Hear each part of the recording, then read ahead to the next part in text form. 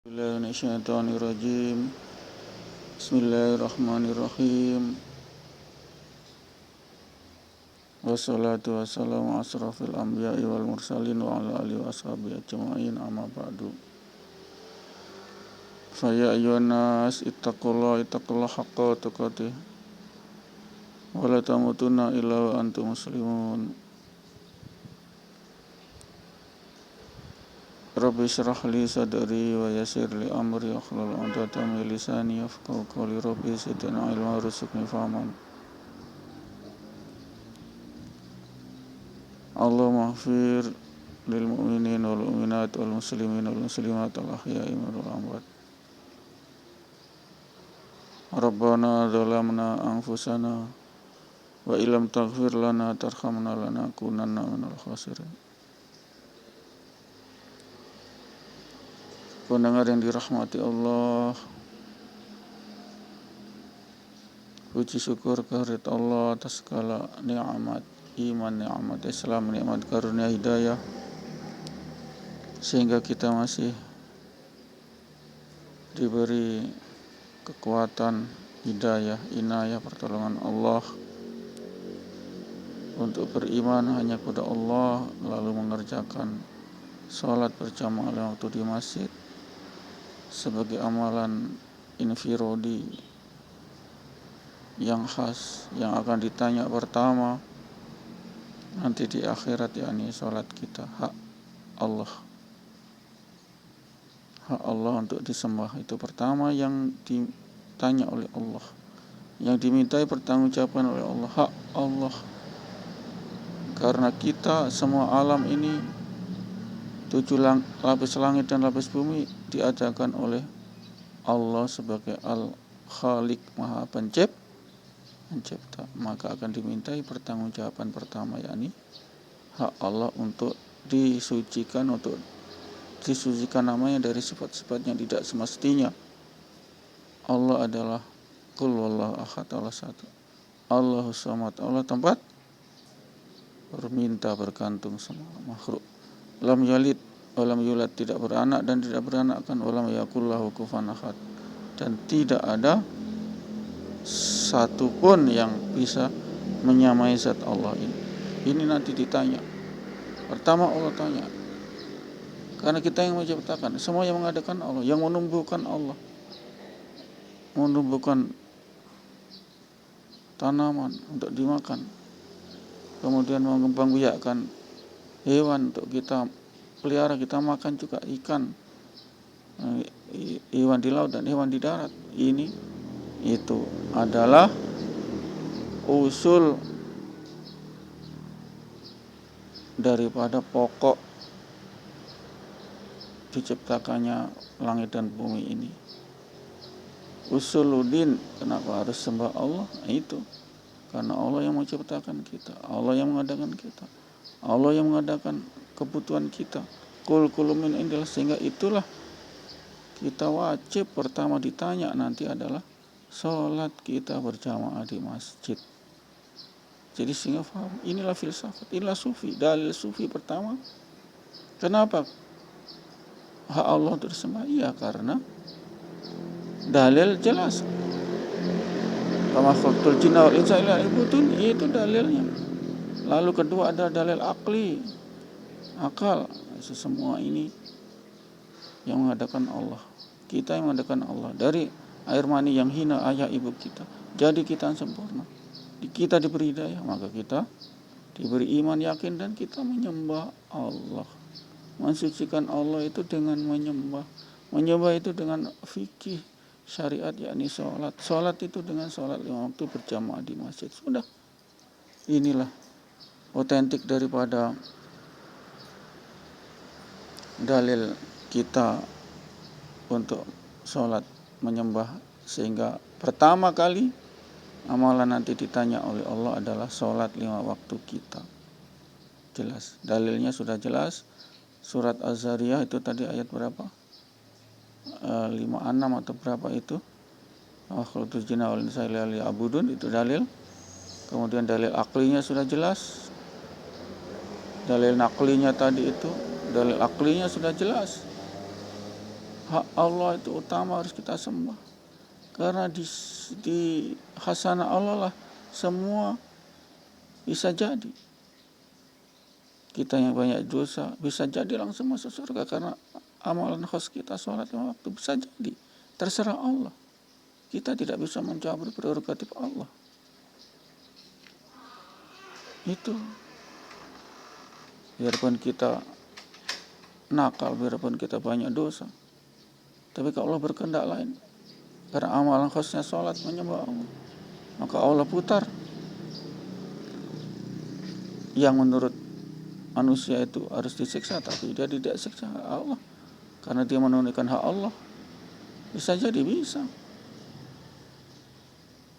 Itu adalah semua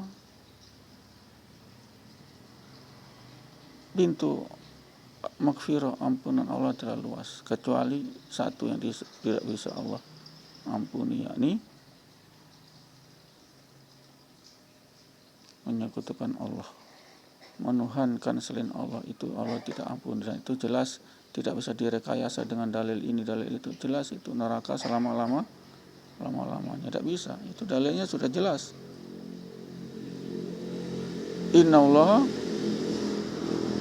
la yaghfiru an yushrika bihi. Sesungguhnya Allah tidak mengampuni orang yang menyekutukan Dia. Ini jelas, ini pendengar yang rahmati Allah. Sehingga disinilah makna hakikat bagi mereka yang mendekat Allah sholat 5 waktu di masjid sering, maka Allah akan beri keputusan lain, keputusan yang tidak bisa kita deteksi, yang menurut kita tidak adil, tapi adil menurut Allah. Ini pendengar yang dirahmati Allah. Sehingganya pendengar yang dirahmati Allah, kita selalu dan senantiasa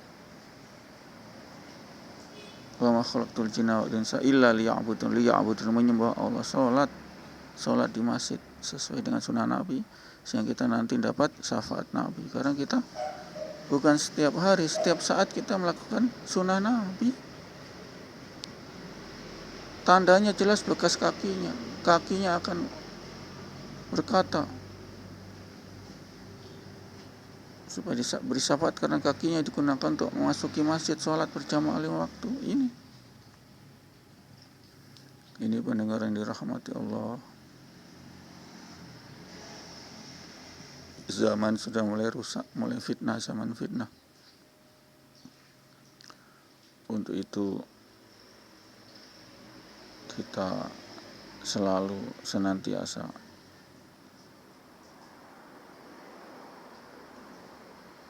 kembali kepada Allah. Irji'i ila rabbiki radiyatan mardiyah, kembali kepada Allah, yakni saat Allah memanggil hayya 'ala sholat, itu Allah memanggil.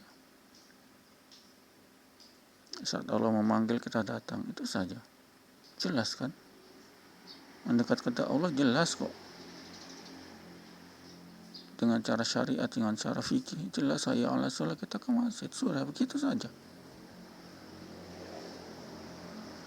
Setiap jam sholat, jadwal sholat selalu suara azan di masjid berkumandang, kita datang. Itu saja. Itu kita tuh berdasarkan prinsip kok.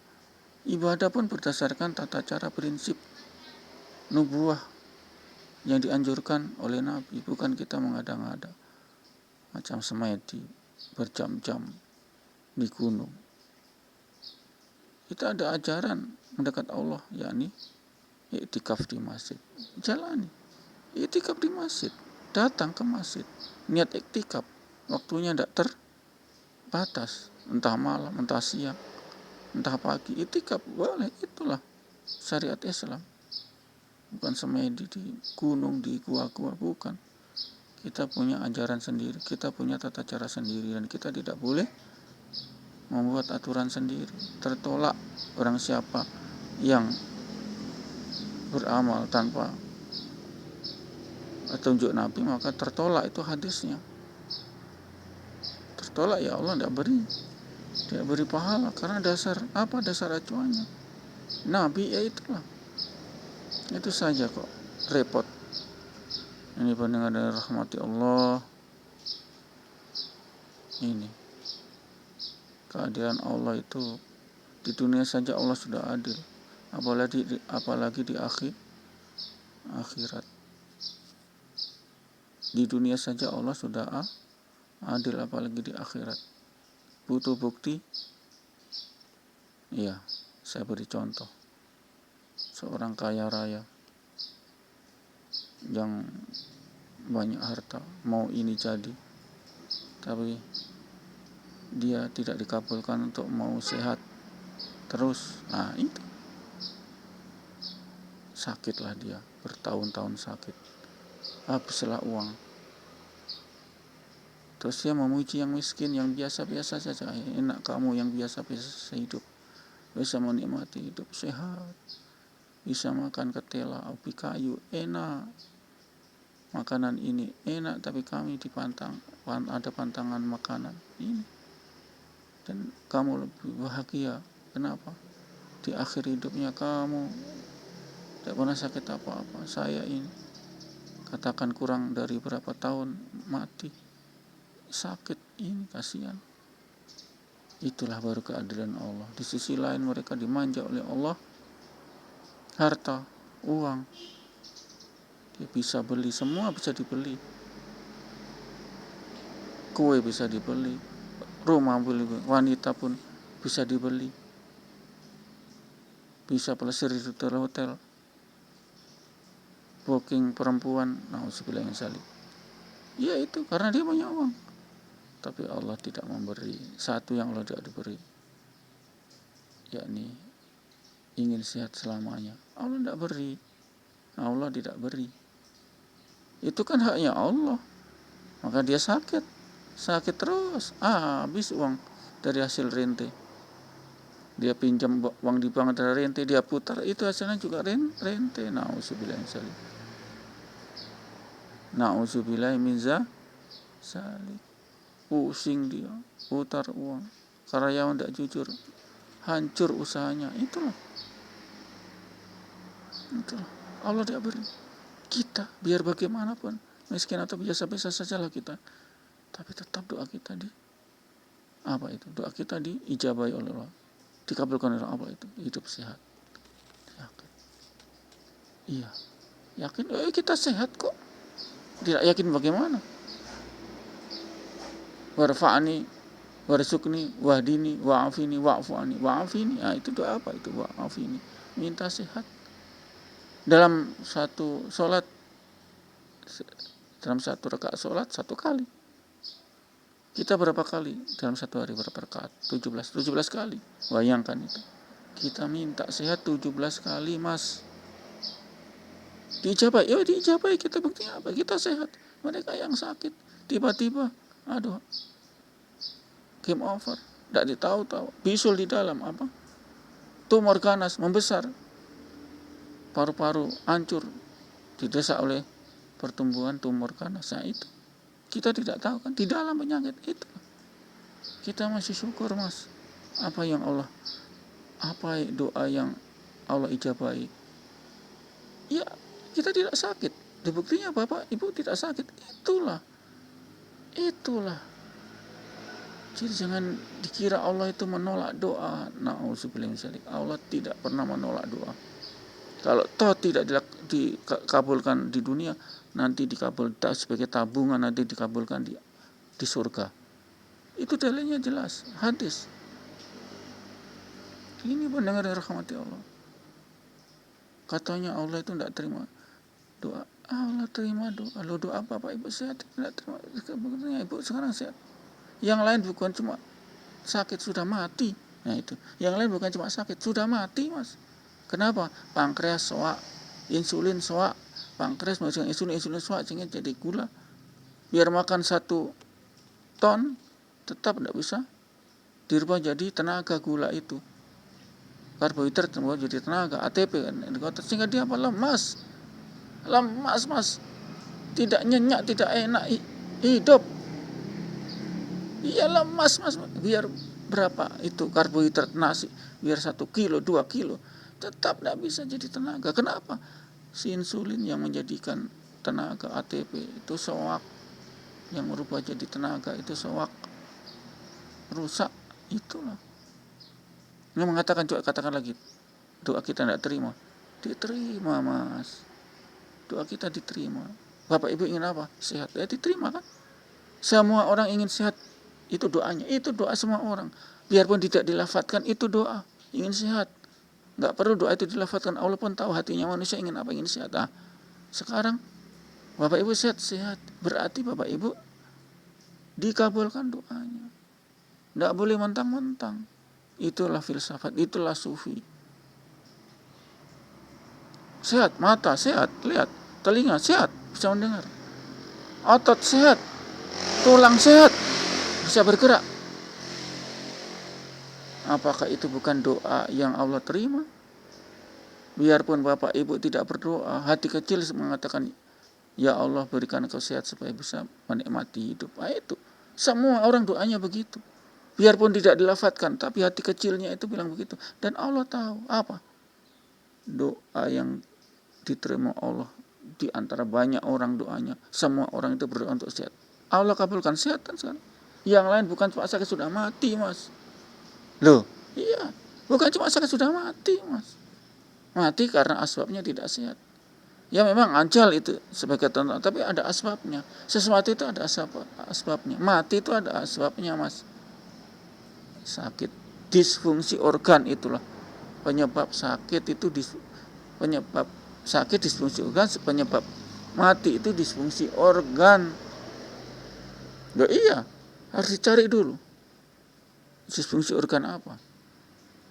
Organ insulin, pankreas menjadi insulin, sehingga jantung saja sudah tidak mampu memompa karena tidak ada tenaga.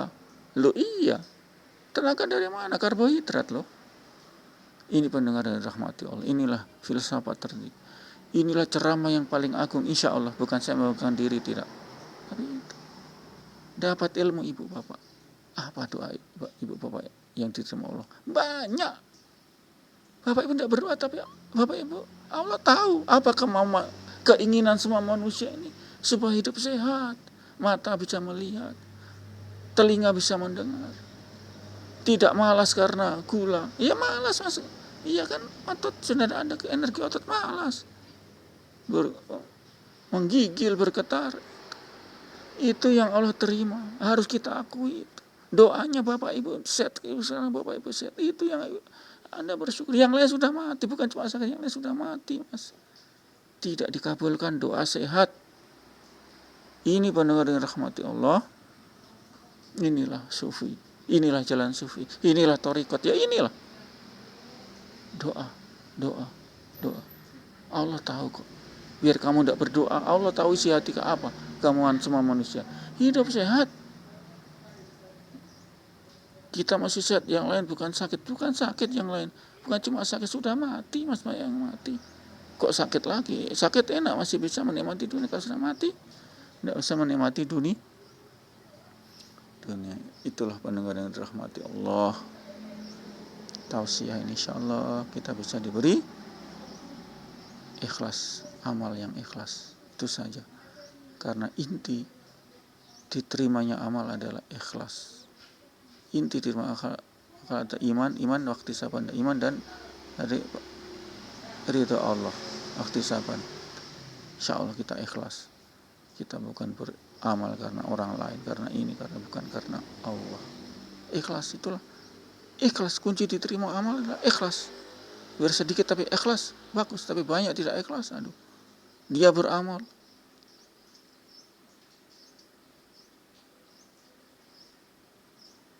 Untuk saat pilkada.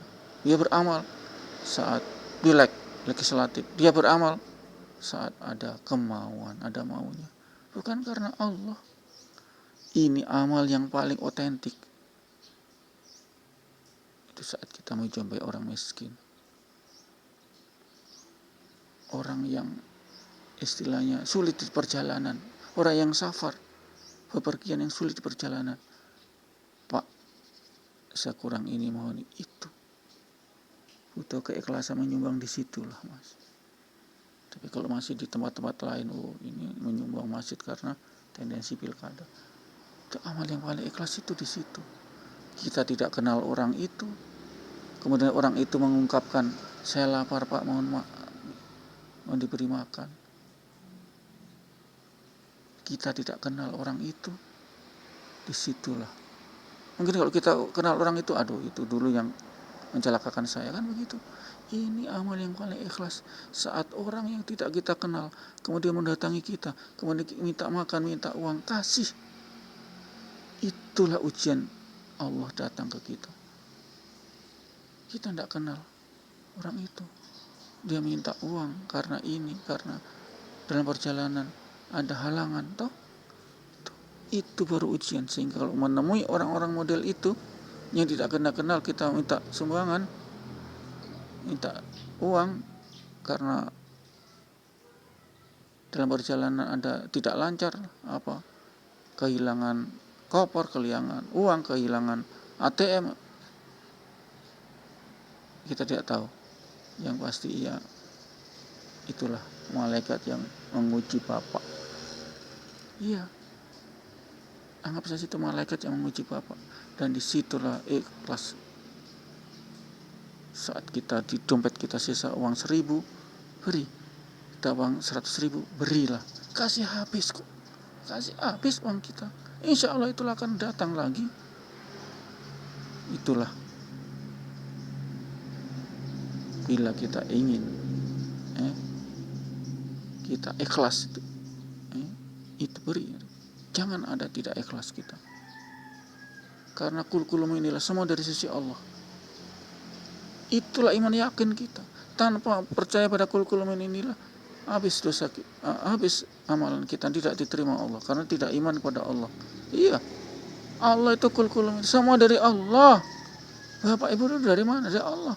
Dari Dari air mani yang hina. Ayah ibu disempurnakan jadi cantik, jadi gagah, jadi ganteng, jadi berkumis. Jadi lenggak-lenggok. Cantik, indah anaknya, cantik. Coba kalau masih berupa air mani, na'udzubillah min dzalik. Jijik ya, iyalah itulah jijik. Ini pendengar yang dirahmati Allah. Insya Allah kita sambut, kita lanjut ya, kita lanjut dakwah ini insya Allah. Kita akhiri, semoga kita diberi hidayah, itu saja. Hidayah inayah Allah kepada kita. Insya Allah. A'udzubillahi minasyaitonirrajim. Bismillahirrahmanirrahim. Subhanakallahumma wa bihamdika asyhadu an la ilaha illa anta astaghfiruka wa atubu ilaik. Assalamualaikum warahmatullahi wabarakatuh.